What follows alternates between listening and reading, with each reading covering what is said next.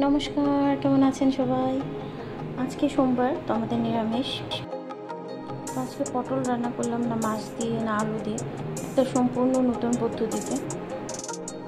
প্রথমেই আমি একটা জারে কিছু সাদা সর্ষে আর কয়েকটা কাঁচা লঙ্কা নিয়ে নিলাম, নিয়ে ভালো করে ওটা পেস্ট করে নিলাম।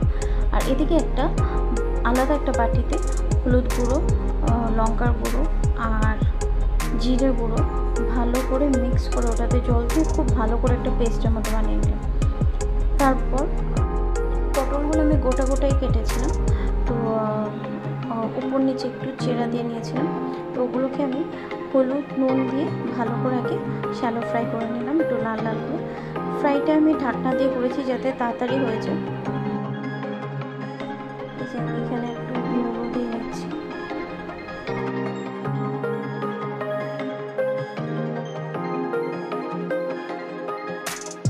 পটলগুলো যখন মোটামুটি লাল লাল হয়ে ফ্রাই হয়ে এসছে, তখন এগুলো উঠিয়ে নিলাম।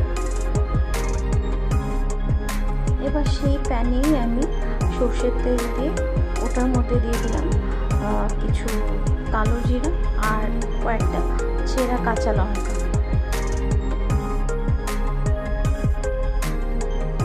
তারপরে ওগুলোকে ভালো করে নাড়াচাড়া দিয়ে আমি ভালো করে ফোড়নের মতো ফ্রাই করে নিলাম।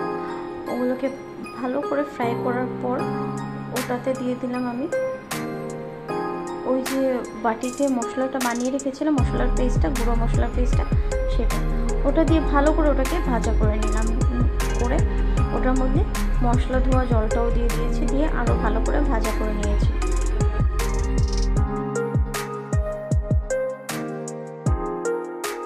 ভাজাটা যখন ভালো করে কষে এসছে, তেল ছেড়ে এসছে, তখন এটাতে দিয়ে দিয়েছি টমেটো পেস্ট করা।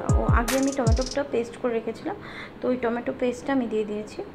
দিয়ে ওটাতে দিয়ে দিলাম পরিমাণ মতো নুন, দিয়ে ভালো করে এটাকে নাড়াচাড়া দিয়ে মিশিয়ে অনেকক্ষণ ধরে কষিয়ে নিয়েছি। যখন এটা ফুটতে শুরু করলো, তখন এটাতে দিয়ে দিলাম সর্ষে বাটা।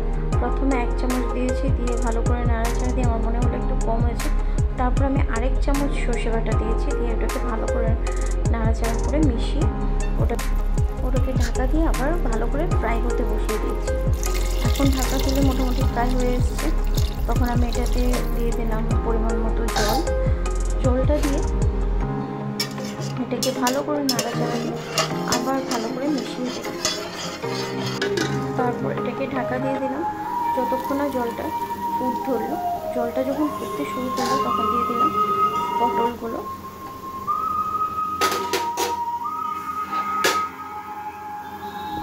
পটলটা দিয়ে আমি এটা ঢাকা দিয়ে বসিয়ে দিয়েছি যতক্ষণ না জলটা ভালো করে ফুটে মাখো মাখো হয়ে গেছে শুকিয়ে, ততক্ষণ আমি পটলটা বসিয়ে রেখেছি।